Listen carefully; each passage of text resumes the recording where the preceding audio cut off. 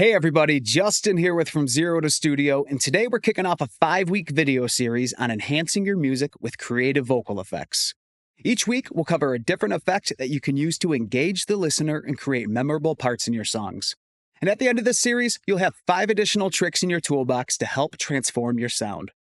This week, we're going to be covering filtered vocals or lo-fi vocals or the telephone effect, whichever you want to call it.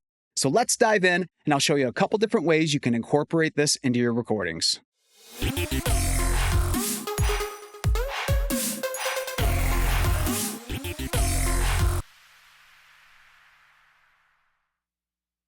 Take a listen to where these filtered vocals jump in at the end of the second chorus. Maybe make another memory with her sitting right next to me until the love song fading with the miles like a radio dials.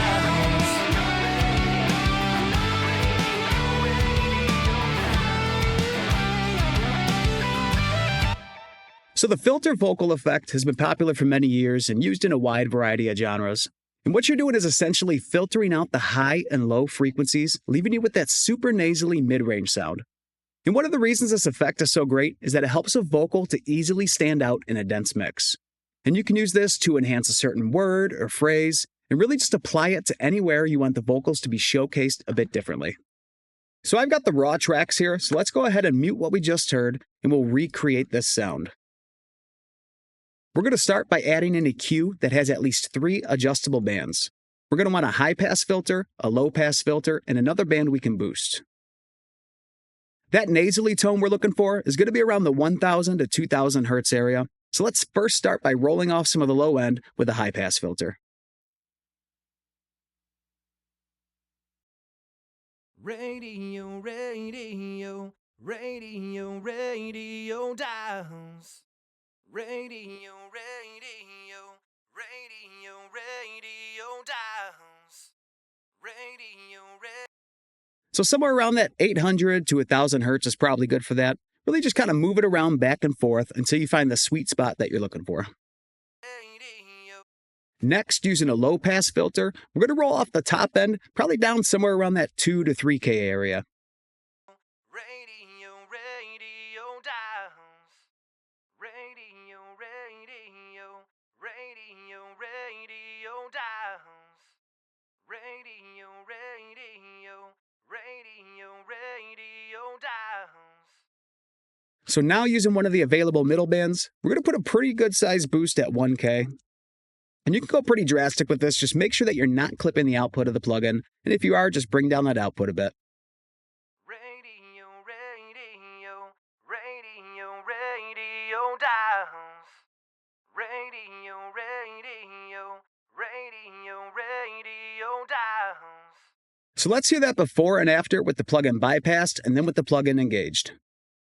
Radio, radio, radio, radio dials. Radio, radio, radio, radio dials. So now that we've got the EQ dialed in, let's go ahead and add some compression. And you can go pretty hard with this. Sometimes I'll even add a clipper or a limiter to really push that sound even more.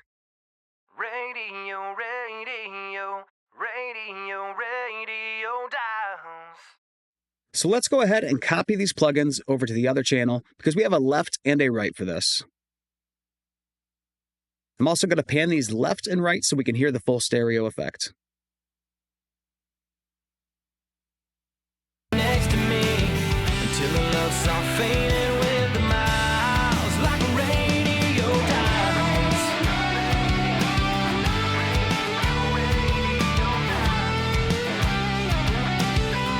Next to me until the love song fading with the miles like a radio dials.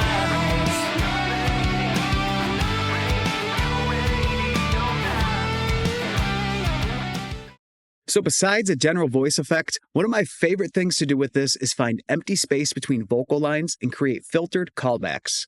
There's actually a great spot for this in the bridge. If I search real hard, I can find her.